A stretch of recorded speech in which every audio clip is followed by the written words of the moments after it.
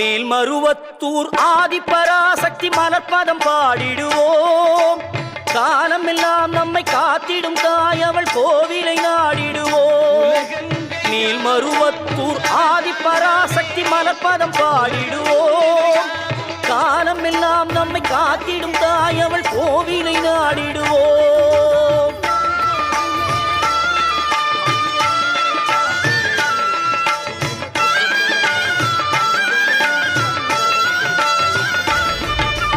கோல விழி கொண்ட கோமதியவளே ஆதிபராசக்தி.